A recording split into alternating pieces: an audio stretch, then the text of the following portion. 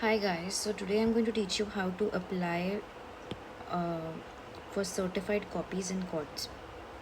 Okay, so firstly, you can either print a format like this and keep it with you and then use it accordingly by making some changes, or you can write it with your hand as well.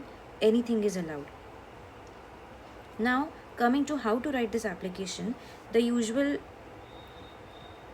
spacing is to be kept in mind. 4:3 ratio is to be maintained. Now, as you start over here on the top, you're supposed to write down the name of the honorable judge in whose court your case is pending, the case for which you want the certified copies. The judge in whose court this case is pending, you're supposed to write down the name of this judge. If you do not know this, you can find it on the e-courts.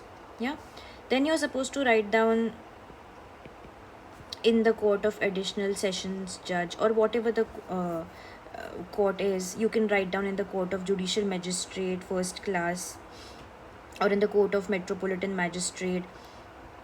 And at, you're supposed to write down over here the place. Like for example, if this is Andheri, then you can write down Andheri. If this is Panvel, you can write down Panvel.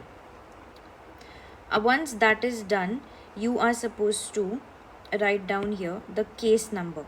Okay, the case number needs to be written down with the prefix. That is, if this is a criminal miscellaneous application, then criminal miscellaneous application 66/2022. Or if this is a sessions case, then you need to write down sessions case number 41/2020, and so on.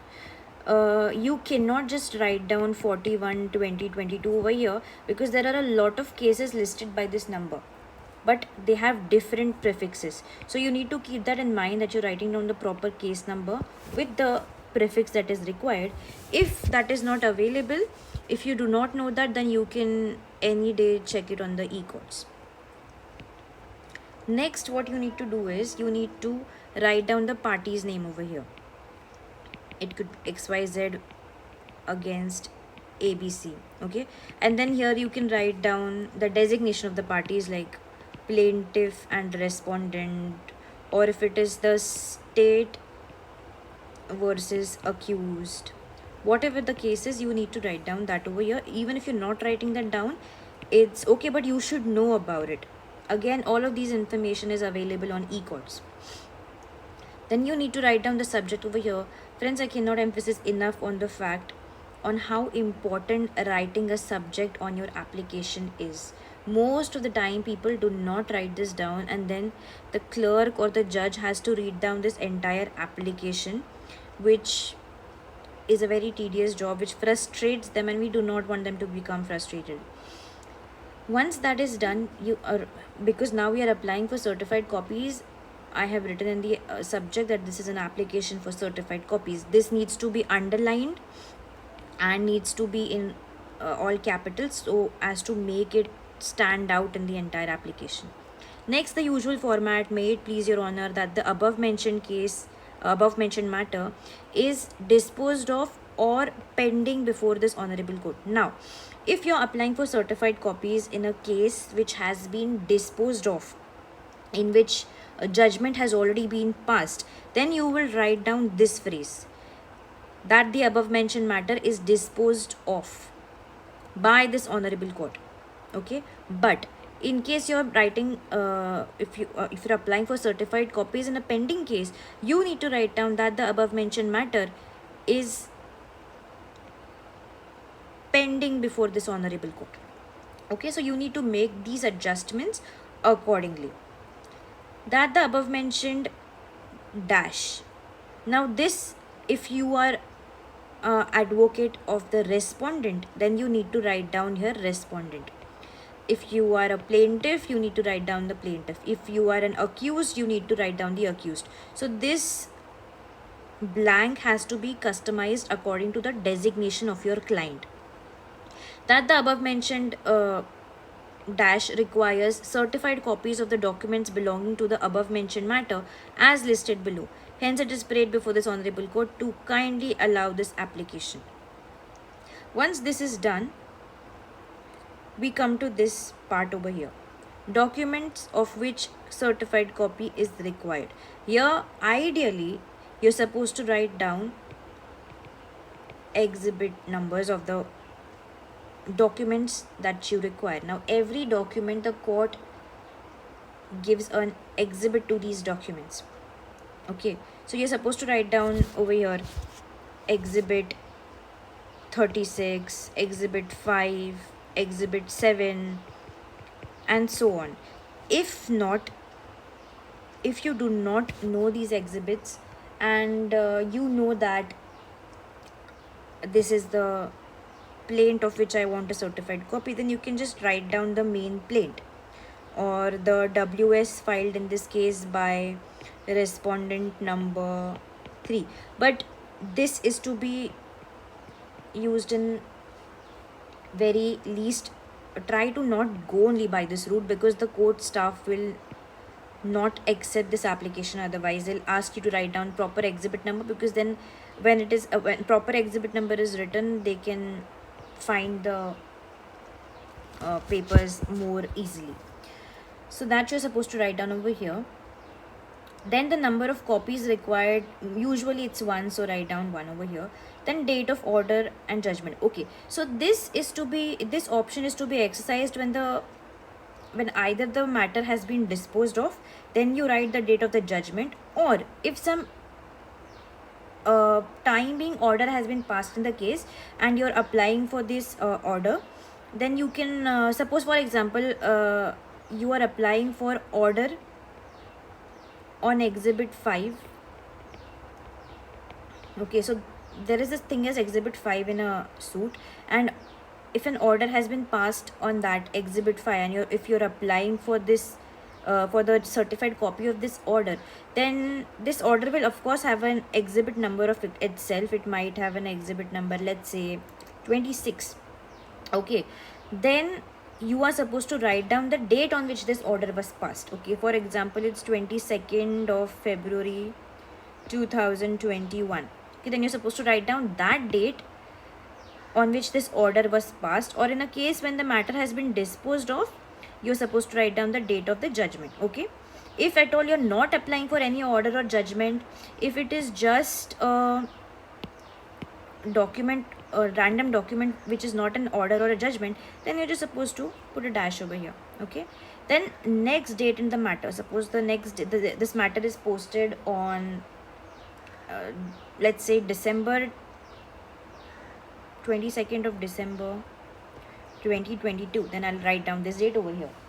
Now, why is this important? The thing is that the court cases are organized by the staff according to the dates. So if your matter is posted on 22nd, if you're writing down this in your application, then it will become easier for the staff to access your file and get you the cases. Now, coming to the cost. Okay, firstly, because there is a lot of pendency in the court, they provide you with 2 options. Either you go for an urgent application or you go for an ordinary application. When you apply for an ordinary, it will take the proper course of time which is required by the staff. But if you apply for urgent, it will give you in a shorter period of time than the one which is required for the ordinary copies. Okay, now how do you do this? Urgent and ordinary? By prefixing stamp over here. Ideally for ordinary, you're supposed to affix a 5 rupee stamp over here, but in case of an urgent copy, you're supposed to affix a 10 rupee stamp ticket over here, a 10 rupee court fee ticket over here. Okay, that's the only difference between. So if your this application is having a 5 rupee ticket, then it's going to be treated as an ordinary application. If it is having a 10 rupee ticket, then it is going to be treated as an urgent application. Okay, so that is the only difference over here. Okay, now coming to this part about the amount paid. Now, whenever you apply for certified copy and you submit this application, you are supposed to pay certain advance to them. Okay, ideally they ask you to pay rupees 20. Okay, not less than that. So you are supposed to write down here rupees 20. Okay, and then these 2 options are to be filled while when you take your certified copies.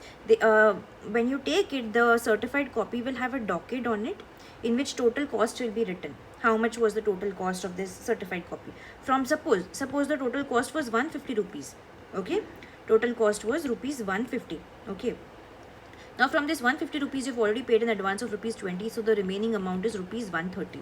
So that is your pending cost. That is the amount of cost that you're supposed to pay now while receiving this certified copy. This is the amount you're supposed to pay.